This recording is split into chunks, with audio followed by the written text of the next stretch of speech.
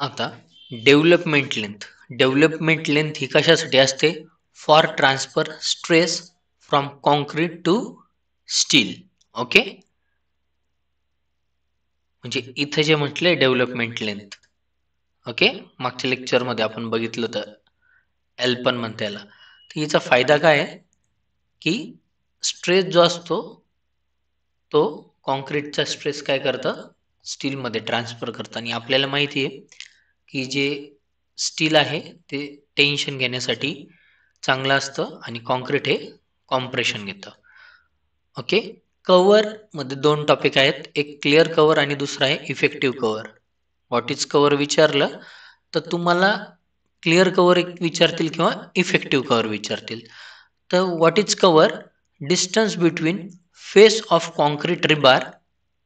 Okay, concrete आणि काय रिबार यांच्यातलं जे डिस्टन्स असतं त्याला काय म्हणतात? कव्हर. आणि कव्हर काय करतं? Cover protects bar from rust. Rust म्हणजे त्याला गंज लागून देत नाही. तर आता हे जे आहे क्लिअर कव्हर फुटिंगसाठी 50 आहे, कॉलमसाठी 40, बीमसाठी 25 ते 30 घेता, स्लॅबसाठी 15 ते 20 घेता. पण IS 456 मध्ये स्लॅब आणि बीम यांच्या दोन्हींसाठी 25 दिलेला आहे. ऑन साईट असं चालतं. ठीक आहे. तर क्लिअर कव्हर म्हणजे काय? Distance between face of concrete to face of rebar. आणि इफेक्टिव्ह म्हणजे काय? हे रिबारच्या सेंटर पासून घेतात ते इफेक्टिव्ह कव्हर झालं. ओके, कटिंग लेंथ तिला शॉर्ट मध्ये आपण CL म्हणतो.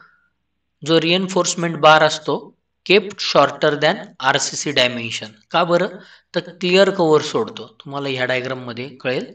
सपोज बीमचं क्लिअर कव्हर सांगितले 25 mm. हा बीम लेंथ आहे 5850 mm. 5850 mm ची काय याची बीमची लेंथ आहे.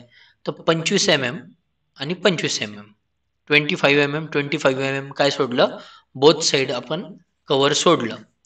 तर जी कटिंग लेंथ आहे, जर स्ट्रेट बारच टाकायचं याला, डेव्हलपमेंट लेंथ किंवा एल प्रोव्हाइड नाही करायचे, स्ट्रेट बार टाकायचा आहे बीम मध्ये, तर 5850 ही टोटल बीमची लेंथ मायनस ह्या साईडचं क्लिअर करू 25 आणि ह्या साईडचं 25. ओके, म्हणजे 50 mm काय होईल? या टोटल बीमच्या लेंथ मधनं मायनस होईल आणि 5800 mm ही काय उरेल? तुमची कटिंग लेंथ. किंवा आपण 5800 mm लाच 5.8 मीटर पण म्हणू शकतो. आता एक एक्झाम्पल बघू आपण. Find out cutting length of रिबार in box footing. Okay, तर तिचा काय दिलेलं आहे? राफ्ट साईज दिलेली आहे आपल्याला. किती दिली आहे? 1600 बाय 1600 mm, म्हणजे 1600 mm बाय 1600 mm. तर फुटिंगचं क्लिअर कव्हर किती आहे? 50 mm. मग काय होईल? ही जी आहे राफ्ट साईज हिच्यातनं काय होईल? 50-50 मायनस होईल बोथ साईड, म्हणजे 1600तून 50 लेफ्ट साईडचं 50 राईट साईडचं मायनस झालं, तर 1500 mm काय उरलं? कटिंग लेंथ ऑफ बार. आता इथं काय आहे? Top bar if beam bar in slab. Okay, तर काय त्याचं तुमचं 5600चं काय तुमचं स्लॅब आहे. ओके, तर इथं म्हणले स्लॅबचं 15 mm क्लिअर कव्हर आहे. मग लेफ्टचं 15 आणि राईटचं 15, तर 15 आणि 15 30. ठीक आहे, तर कटिंग लेंथ किती उरली? स्लॅबसाठी स्ट्रेट घ्यायचा असेल, बीमच्या वरती जो स्लॅब असतो त्याचा, तर 5600चे टोटल आउटर स्लॅबचा स्पॅन होता. तर स्ट्रेट बार काय आला? इथं दिलेलं आहे 15 mm लेफ्टचं, 15 राईटचं, म्हणजे किती झालं? 15 आणि 15 30. डायरेक्टली मायनस केलं आणि 5570 mm काय उरलं? जी बारची जी आहे कटिंग लेंथ. आणि इथं बॉक्स फुटिंगची होती 1600 बाय 1600ची. ठीक आहे, तर त्यात काय केलेलं आहे? There are 20 bars of 16 mm diameter. Find out total weight of rebar. Okay, ही राफ्टची साईज होती. इथं काय म्हणले? नंबर ऑफ बार दिले, बारची डायमीटर दिली, तर कटिंग लेंथ काढली. ठीक आहे, 1.5. वेट ऑफ रिबार काय? N into CL into U. हा फॉर्म्युला आपल्याला मागच्या लेक्चरमध्ये बघायला भेटला होता. हाच फॉर्म्युला यूज केला. इथं सगळे पॅरामीटर टाकले, कॅल्क्युलेट केलं तर ते वेट कशात आलं, केजी मध्ये आलं. मागच्या याच्यात काय घेतलं होतं आपण, जो बार होता तो 12 mm चा होता. ह्या केसमध्ये किती आहे, 16 mm.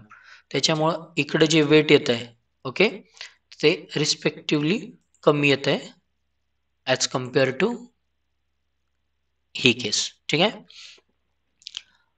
आता अबो एक्झाम्पल डेव्हलपमेंट लेंथ किती आहे, 300. याच्यात काय डेव्हलपमेंट लेंथ किंवा एल कन्सिडर नाही केले. आता ते जर वाढवलं तिथं 1500च्या ऐवजी किती येईल, 300 mm लेफ्ट साईडला ऍड होईल एल, आणि 300 mm राईट साईडला ऍड होईल एल.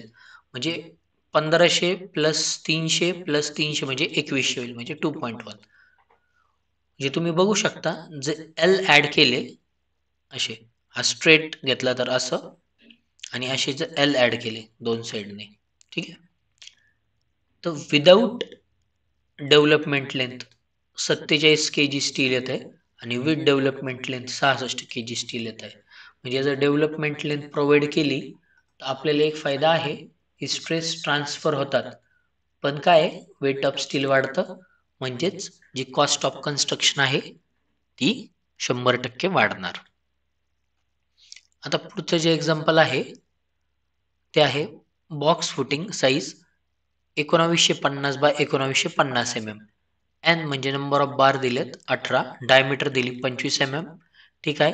डेव्हलपमेंट लेंथ दिसते इकडं अशी, ही किती दिली आहे, 450 mm. ठीक आहे. तर कटिंग लेंथ किती येईल, 1950 जी आहे ती राफ्ट साईज आली, बरोबर, प्लस हे 450 लेफ्ट राईटचं काय आलं, डेव्हलपमेंट लेंथ, आणि मायनस 100 का केलं, कारण फुटिंग आहे ना, फुटिंग मध्ये किती आहे, क्लिअर कव्हर 50 mm. त्यामुळे 50 ऍड केलं लेफ्ट राईटचं, तर म्हणून हे 100 काय केलं मायनस, म्हणजे फायनल कटिंग लेंथ भेटली आपल्याला 2750 mm. त्यानंतर जे वेट ऑफ बार आहे, डायमीटर ऑफ बार चा स्क्वेअर भागिले 162, म्हणजे इथं किती 25 mm चा बार दिलेला आहे, भागिले 162, तर हे वेट आलं. ठीक आहे. तर आता इथं नंबर ऑफ बार किती दिले, 18, म्हणून 18 बार. ठीक आहे. त्याच्यानंतर ही 2750 mm आहे, मीटर मध्ये 2.75 मीटर, आणि हे जे एका बारचं वेट आहे केजी पर मीटर, ते म्हणजे हाच फॉर्म्युला परत वापरला आपण, W is equal to N into CL into U, आणि त्याच्यावरनं काय काढलंय, टोटल वेट, ते किती आलंय, 190 किलो. आणि हे झालं एका डायरेक्शनचं. पण फुटिंगला जाळी कशी, बोथ वे असते ना, ही इथं काय आणलं ऑन इच साइड, म्हणजे अलॉंग एक्स आणि अलॉंग वाय. हे जसं काय एक्स आलं, आणि जाळी करण्यासाठी अलॉंग वाय पण बार टाकावं लागतील, म्हणून याला काय केलं, मल्टिप्लाय बाय 2, म्हणजे 381.94 किलो हे काय आलंय तुमचं टोटल स्टील. आता 1 bar of 20 mm diameter ribbed steel, आणि त्याची काय कटिंग लेंथ डायरेक्ट दिलेली आपल्याला 4850 mm. वेट काढायचं एका बारचं, फॉर्म्युला माहिती आहे तुम्हाला, एक बार दिलं म्हणून 1, हे mm चं मीटर मध्ये कन्वर्जन, बारची डायमीटर 20 आहे, ओके, म्हणून काय 5 स्क्वेअर आपण 162 मध्ये हे 20 mm टाकलं, सगळे कॅल्क्युलेशन केले तर 11.98, म्हणजे अप्रॉक्सिमेटली 12 किलो स्टील तुम्हाला लागेल. पुढचं एक्झाम्पल आहे 20 बार्स ऑफ 25 mm. आता टॉर स्टील बंद झालेले 2010 पासून, पण हे एक्झाम्पल मध्ये घेतलेलं आहे, काही हरकत नाही. Length of each bar is किती दिलेली आहे, 49.3 मीटर. तर वेट कसं काढलं, 20, हे काय नंबर ऑफ बार, इंटू काय दिली लेंथ, आणि हे काय 5 स्क्वेअर अपॉन 162. इथं सगळ्या व्हॅल्यू टाकल्या तर काय येऊन जाईल याचं वेट, हे किती आलं, 3804 kg. म्हणजे याला आपण अप्रॉक्सिमेटली 3804 किंवा 3800 म्हटलं तरी चालेल, पण कसं आहे, स्टील तुम्ही विकत घेत असताना राऊंड फिगर कायम हायर साईडला करायचा, म्हणून याला 3805 किलो म्हणा. 45 bars of 12 mm Tor steel length of each bar is 59.8 metre. Weight कसं काढणार? नंबर ऑफ बार दिलेले 45. ओके, त्याच्यानंतर लेंथ दिलेली आहे. ठीक आहे, आणि त्याच्यानंतर डायमीटर ऑफ बार 5² हे किती आलं? 2392 kg काय आलं? स्टील आलं. आणि इथं डायग्रामच्या फॉर्म मध्ये आहे. आउटर स्पॅन म्हणजे काय? हा एंड टू हा एंड. क्लिअर स्पॅन म्हणजे काय? हे आतली साईड टू आतली साईड. आणि इफेक्टिव्ह स्पॅन म्हणजे काय? ह्या कॉलमचा सेंटर टू ह्या कॉलमचा सेंटर. तो काय आला? Effective span. ओके, जे सेंटर टू सेंटरला आपण दुसरा शब्द इफेक्टिव्ह पण वापरतो. What is lap? Joining two bar with overlap. आणि हे जे आहे लॅप जनरली आपण बीमला पण देतो आणि कॉलमला पण देतो. ठीक आहे, हे लॅपिंगचे काही फॉर्म्युले. Lap length for any bar in slab or beam काय म्हटलंय? 60 into bar diameter. Okay, written as 60D. Okay, आणि lap length for any bar in column 45 into bar diameter written as 45D. ते तुमचं RCC कन्सल्टंट जो sheet देतो त्याच्यावरती mention असतं. दिस can be किती? 52D in some cases. पण generally काय घ्यायचं? तुमचं कन्फ्युजन होत असेल खूप, तर 50 इंटू डायमीटर ऑफ बार घेतलं सगळीकडे तरीही चालणार आहे. आणि IS मध्ये एक फॉर्म्युला दिलेला आहे लॅप लेंथसाठी. लॅप लेंथ हे 47.5 पेक्षा कमी नसावं असं सांगितलेलं आहे. Questions: if the clear span is 4000, the column width is 300, the outer span किती होईल? क्लिअर स्पॅन काय म्हटलंय? 4000. हे तुम्ही या डायग्राम मध्ये बघू शकता. आता 4000 आहे आणि कॉलमच्या विड्थ किती दिल्या? 300. तर इकडं 300 ऍड केलं, इकडं 300 ऍड केलं, तर किती झालं? 4600. आता आउटर स्पॅन इज किती दिलाय? 9900. कॉलमची विड्थ किती आहे? 450.